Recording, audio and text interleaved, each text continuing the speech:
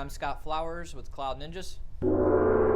Today we're here to talk about Supermicro X8DTT-IBX and IBXF, and specifically the chassis it goes inside, the CSE-827. Let's get started. Well, thanks for stopping by today to learn a little bit more about the Supermicro X8DTT family of motherboards, which encompasses actually several different motherboards.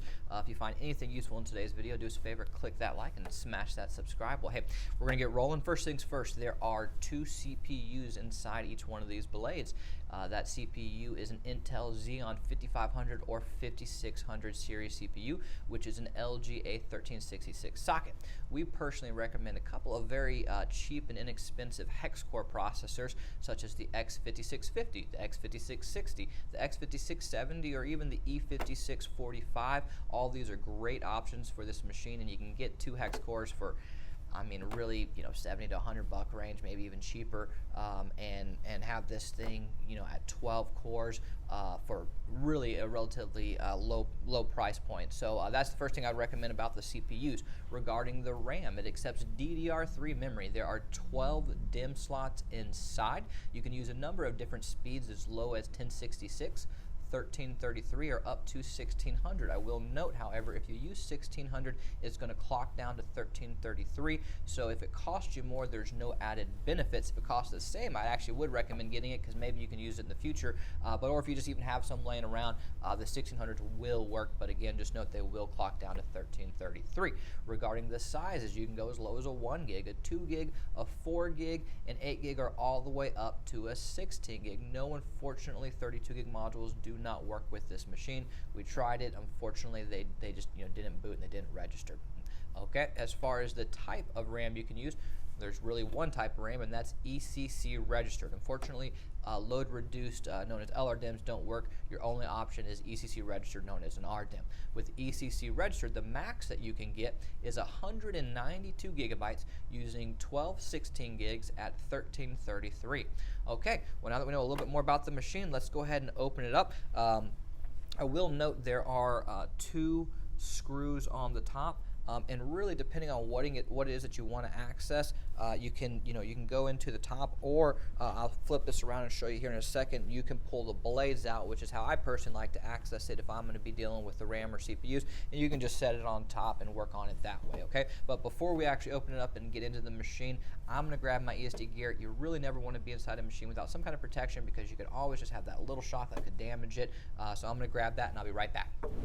All right, now that we have our ESD gear on, we're safe to open the machine. I will note, I'm going to show you the first way. I'm not a fan of this way because you can only access the top two. It's a way. If you want, you can take a screwdriver and basically just simply take the screws out and access the top. It's very simple. Again, my only problem with this is you cannot access the bottom two blades. So sometimes the advantage here is if you can't get into the back because of the rack, the way it's situated or something, and the blades are in the back, then hey, maybe that is a solution. But again, I personally recommend just pulling them out of the back. But if you take the screws out of the top, you do have access to the CPUs and the RAM. And if you do need to, if you have an issue with, say, the back plane or these fans and you need to swap them out, you would need to open the top. You wouldn't be able to just, pull out the blade. But in general, if you want to get inside this machine or get inside one of the blades, pulling out of the back, I mean, that's what it's designed for, right? So I wanted to show you that first method. Now we'll show you what I actually recommend. All right, so I switched the angle to make it a little bit easier to see here. So this is how I do recommend to actually work on these machines. You'll notice these two hooks right here. Unfortunately, sometimes get a little bent up, so you got to be careful with them. But under that, there are these two little tabs. These tabs, you need to push them in, and then you can pull this out, and it just slides out nice and easy. Okay, so once you pull this out, there's no cables inside. You'll notice here at the very end, it's just this connector. Okay, and once you pull it out, you can just set it on top of your machine or on a table, wherever you feel comfortable, and then you're able to actually work on it. So we're going to switch the angle right now and show you how to install the RAM. All right, so now that we've pulled the board out, it's easier to work on it like this. You can just set it down. We just put it like this to make it easy for the camera. You'll note for this specific setup, unfortunately, the way that this card is here, it actually is blocking access to using the second CPU. So for this specific client that we're building this out for, we are actually only putting in six 16 gigs. So you're not technically maxing it out. You're getting it to 96 gigabytes as opposed to 192. But for the application that they're using this for, 96 gigabytes is more than enough.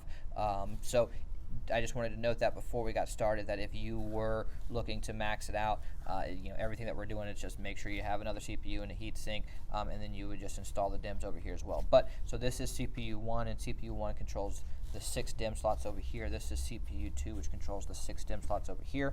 This is important to note in a situation like this, for instance, where you're only using one CPU. You need to make sure all the modules are over here. Let's say if I were to put 3 over here and 3 over here, these 3 wouldn't even register because they're only with CPU 2. Okay, so just some simple things that I wanted to point out just to make sure that everyone is using the machines properly. So I would also like to note that CPU 1 has 6 DIMM slots. Of the 6 DIMM slots, there are 3 memory channels, and each memory channel has 2 DIMM slots per channel. Okay, so when I get started, one of the first things that I like to do, and this is a tip that I always tell everybody, and it's a real simple, easy thing, just make sure all your tabs are open.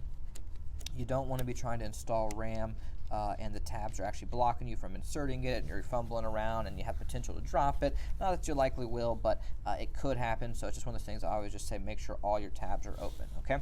The next thing that I want to point out, there is a key right here, this notch that you see in the middle of the leads. This key is very important on the module because the key is not perfectly centered. So when you go to insert this module into the into the slot, you need to make sure it's lined up properly, because if it's not lined up properly, you could potentially damage the lead and break the module, or you could damage the DIMM slot, and means that you might have to replace the whole motherboard because these are all soldered in. So neither are situations that you want to run into, so you just need to make sure you line it up properly. So in this case, we want to line it up like this, okay?